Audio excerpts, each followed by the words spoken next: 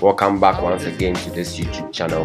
Please, if you are new here, make sure you click on the subscription button and also click on the post notification bell so that when we drop a new video, you'll be notified. And also do us an offer by clicking on the like icon, that thumbs up icon, and also comment, and possibly you can share.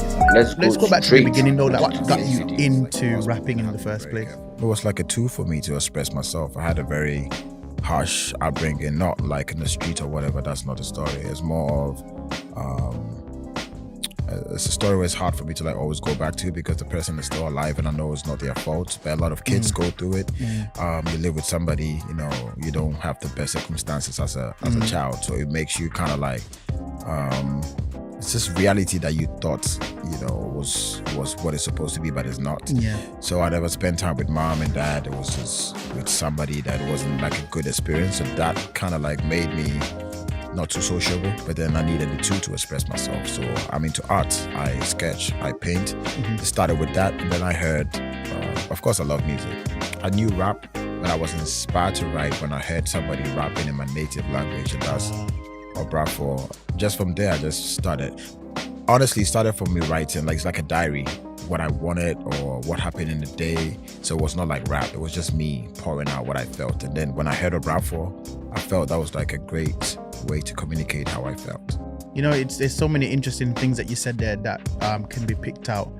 One of the things is that I've realized how important for inspiration to be local.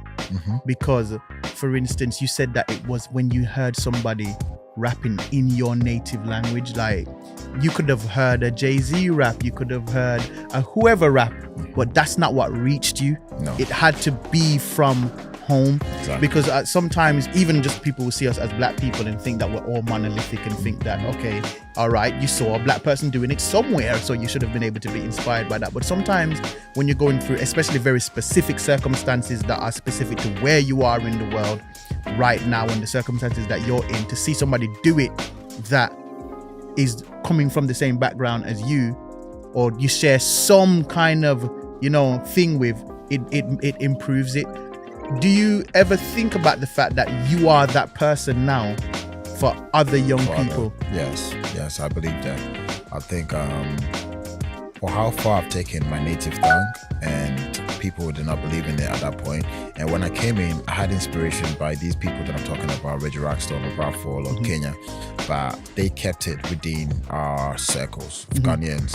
And some of them started like moving forward, but then I decided I was going to take my native tongue and rap with it and be able to impress even in Africa. I started from challenging myself in Africa, and when I did that, I started like looking outside. So I can see a kid going like, if Sarkodie did it and then he didn't rap in English to get there, then that means I'm good. Because that's one of the things about your music. You've kind of only just been giving us the English bars, like it's more recent. You know what I mean? Like you kind of was like sticking to that thing, and I think that's very brave because initially you could have had the mindset of, well, I want it to reach as far as it can, so let me throw a bit of this in it and throw a bit of that in it. So I found that interesting. And there's something else that you've said that I really find fascinating, because I've never heard anybody speak on this perspective, but it's a perspective that I know is real. You said that it's hard to speak about your upbringing because the people are still alive. And I remember there was a point where I was, I'm doing interviews or I'm talking to people and I'm saying, yeah, man, like grew up in the struggle. It was rough for me. I was in Jamaica and everything like that. And one time I had a conversation with my parents and they was like, yo, what's up? You wet though? Do you know what I mean? Kind of thing. Is just like sometimes when we're talking about the struggle, it can be like somewhat like a shame for the older generation. And I think sometimes we do have to be mindful of how we speak, because sometimes when you speak about the struggle, it can sound like you went without. You know what I mean? And especially when people were willing to go without so that you wouldn't go without. I think we do have to be careful with that. And I think it's interesting that you have that perspective. Did that perspective come from a similar conversation? Yes. I think I had to just think about it myself and feel like, and the more I've lived, I've gotten to understand life from different perspectives and go like, people do stuff and some things were supposed to happen in your own destiny or whatever. Yeah. So it's part of it. And some people did not know better. Some people did not really even, in the moment, they didn't know how intense it was for you.